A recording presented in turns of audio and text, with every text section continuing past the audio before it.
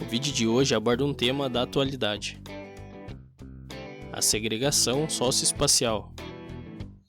Embora os motivos das segregações sociais não ser de hoje, as consequências dessa exclusão são evidentes na atualidade.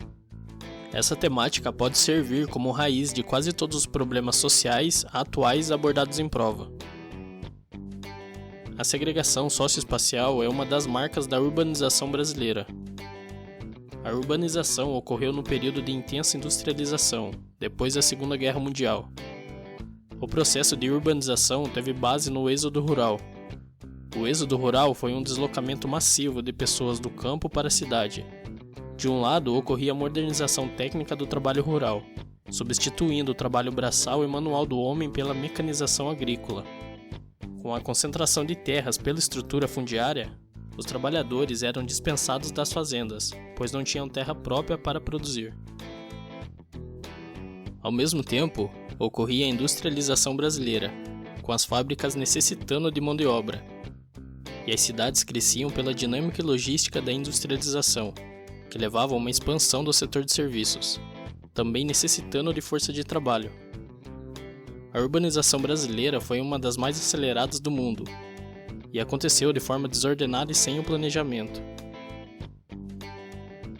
Com uma grande massa se deslocando para o espaço urbano, grandes metrópoles não estavam preparadas para acomodar uma massa populacional tão volumosa, como São Paulo e Rio de Janeiro.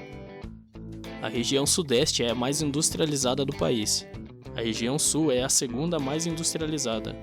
As regiões do sul e sudeste se desenvolveram mais rapidamente devido aos altos investimentos no setor econômico e os benefícios políticos, dando início à desigualdade regional.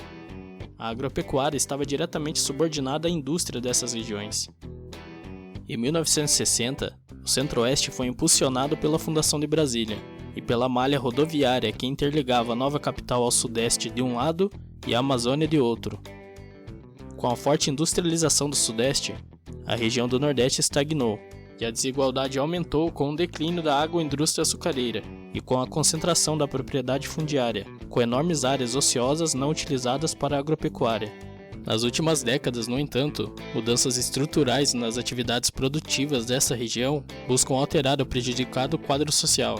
Empresas estatais assumiram a realização de investimentos industriais na região, e o governo federal concedia financiamentos públicos e incentivos fiscais a quem implantasse fábricas na região, visando seu desenvolvimento. As cidades para as quais ocorreram maiores investimentos industriais enfrentam um processo de metropolização mais intenso e mais rápido que as outras. Com a saturação das grandes metrópoles, as cidades vizinhas se modernizam, onde há o crescimento da periferia metropolitana.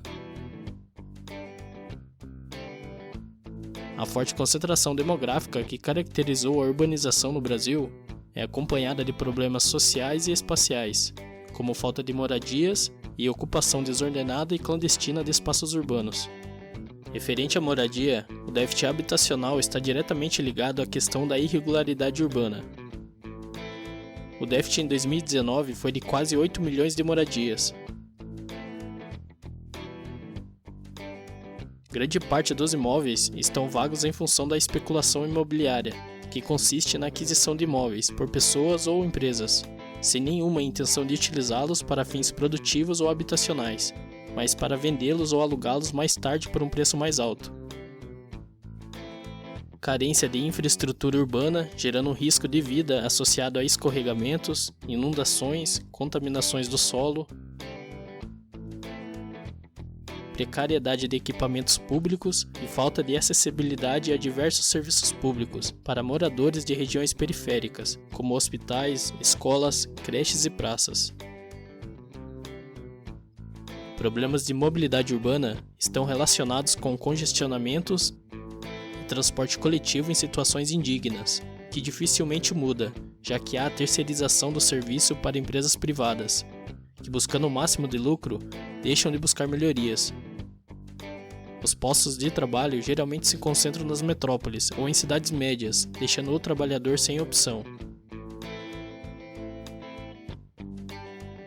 Embora a violência e a criminalidade sejam um fenômeno mundial, a consumação da criminalidade predomina em locais onde as oportunidades e expectativa de vida são baixas, ou quase zero.